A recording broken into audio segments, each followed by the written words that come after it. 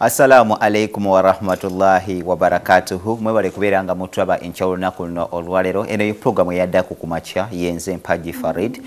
Ku mulwamu nange ngano Amza tugenda maaso n'okubanga twejjukanya ku ddiini yaffe y'Obusiraamu mwezi guno ogwa Ramadhan. Tusobole okubeera nti no tuva mwezi gwa Ramadhan nga tujeemulukidde amateeka ga Allah nga bwe yagamba nti omuntu oyo asiba omwezi gwa Ramadhan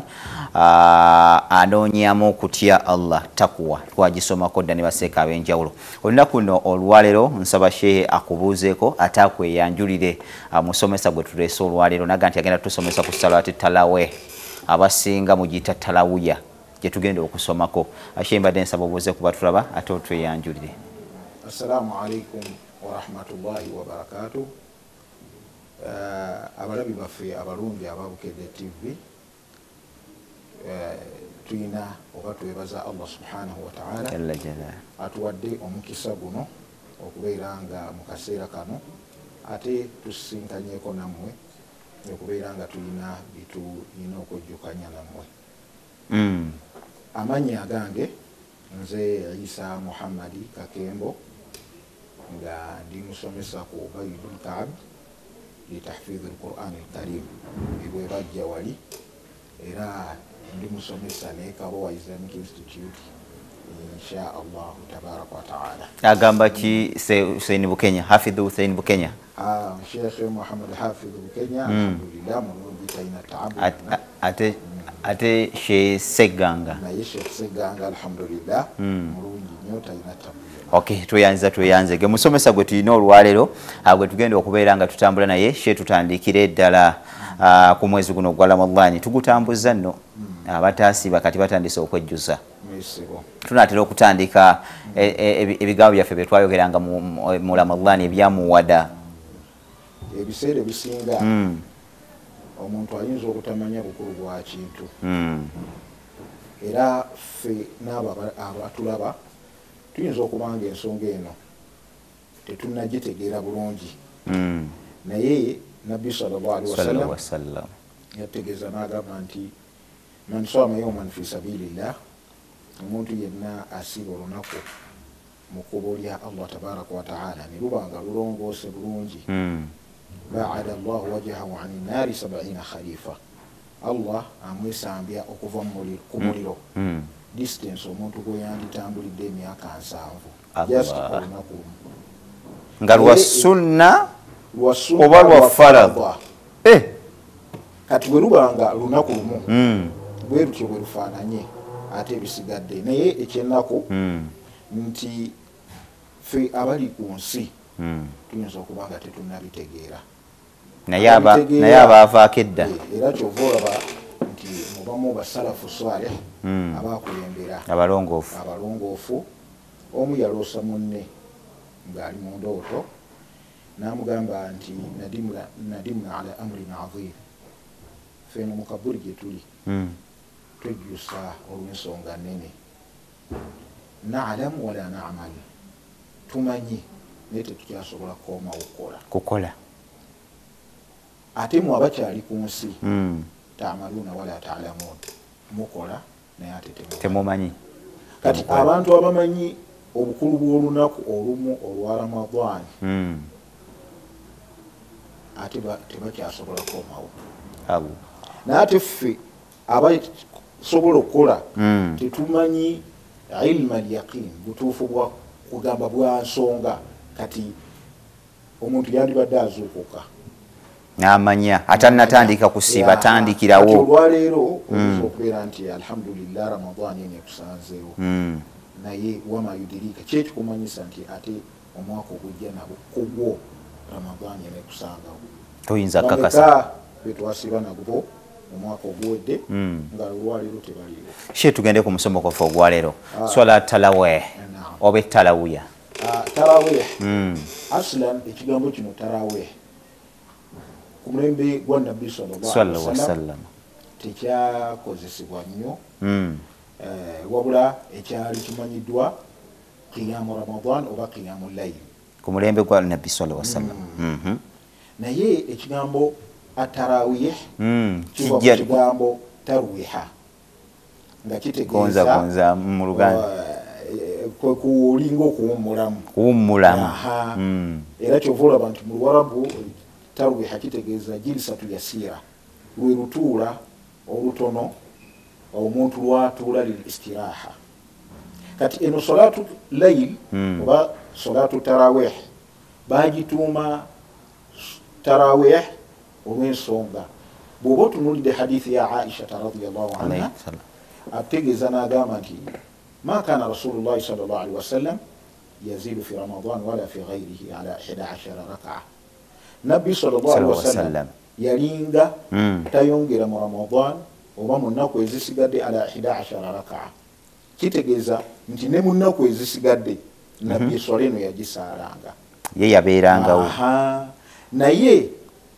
yasaalangira aka 11 naye yusalli 4 ng'asaala era akanya okusooka fala tas'al an husnihinna wa tulihinna tubuuza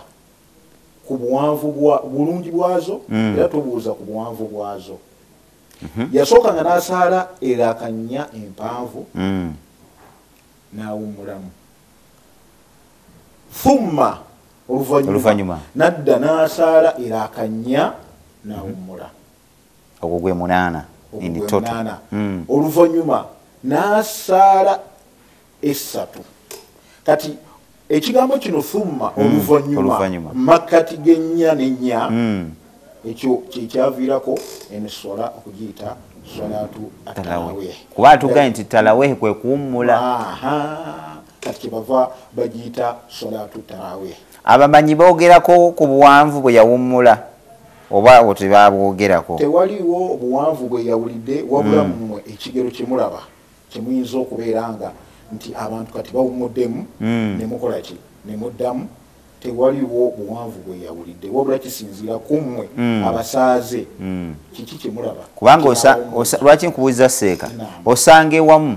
nga hafidhu mayiba hafidhu bebasaaza twagala balina amaloboozi amalungi abanaaluwawo mu swala nga tuyimiriddeko tugiyo kiri ekigamba nti omuntu asiba omwezi gwa Ramadani n'ayimirira ekiro tubanga ayimirira kiwasa kiwanvu bagenda lumala bwati lakenye oba 2 nga istawu addayo buzi okitegeera ate abalala gyo waliwo gy'osaalira ne musoma kaawa shada la ilaha illallah astaghfirullah emirundi 3 mala ne mukola ki ne muddayo. Kati ekyandibadde ekituufu kuwummulamu okwo ku lw'ensonga nti kyekyakolebwa naye oli ekyo kiri sunna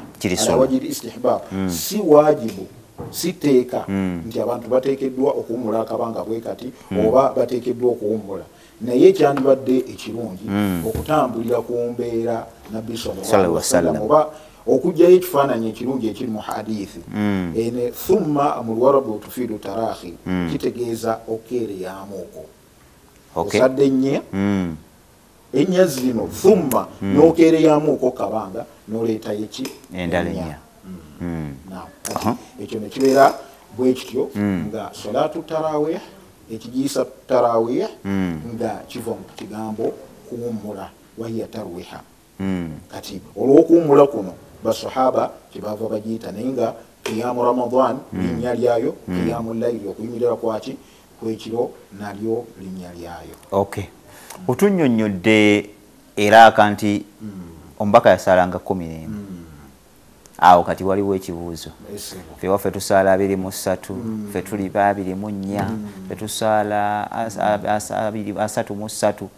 33 lwaki abantu bayisaamu ekiyisisaamu mulembe gwani gwe sawaba kiraga nti tuyiseemu tuve ku z'omubaka ekiyisisaamu ojja kwesinkana ng'abamanyi batunuulira hadithi egamba nti salatu layli mathna eswala y'ekiro era kamekameka 2 fa idha khashitum as-subha bumba oba alfajira bumba mutidde emambi okubasanga fa autiru biwahida musalemu era kyova olaba nti ebiseera ebimu ojja kwesinkana nga waliwo hadithi eri mu sunani Bayhaqi bi isnadin sahih nga era wakati sahahahu era nga sanadi yayo ntuufu nga waliwo sahabi ayitibwa oba tabi ayitibwa Asa ibn Yazid qala kana nasu yaqumun fi ahdi Umara abantu ku mulembe gwa Umar balinga bayimirira 20 raka iraka amakumi ameka abiri ekyo kitera okubuzaabuza abantu abamu nga batunuulidde waliwo riwaya hadithi enafu oba ekigambo waliwo gundi erijajja muwatta Imam Malik eya Yazid bun Ruman eyo mulimu inkitwa ku lw'ensonga yagamba nti ku mulembe gwa Umar basalangira abiri musatu naye bw'otunuulira Yazid bun Ruman ne teyasinkana mulembe gwa Umar yazaalibwa oluvannyuma lwa Umar kati abantu okwo kwe basinziira nti ekyo si ntuufu naye waliwo athar oba ekigambo ekituufu nga kiva ku Yazid bun Sa'ib nga hadith eri mu Sunan al-Bayhaqi nga eraga obutuufu nti kanu fi ahdi Umar ku mulembe gwa Umar kanu umuna 20 raka iraka makumi ameka abiri era kyova olaba nti ba ahlu Makka abantu be Makka bo ojja kwesinkananga kanu yakumuna 20 raka iraka makumi ameka abiri osinkanenga waliyo abasalanga 36 iraka asatu muka kati nekibeeranga al-amru fiha saa ensonga erimu okugamba obugazi nti omuntu asobola okuwanvuya kubanga ojja kwesinkana nga Nabbi sallallahu alaihi wasallam ye bwe yasalangira aka 11 n'awanvuya era ojja kwesinkana nti waliwo ne Umar bin Khattab radiyallahu anhu yatuuka okulagira Ubayi akulembere abantu nga awanvuya ng'asalira aka 11 bwe yasalangira aka 11 rawi wa haditha agamba nti wakana ba'du nas abamu mu bantu kanu ya'tamiduna ala al-'isri nga besigamira ku miti olw'obuwanvu bwaki okuwanvuya eswala ya Tarawih kati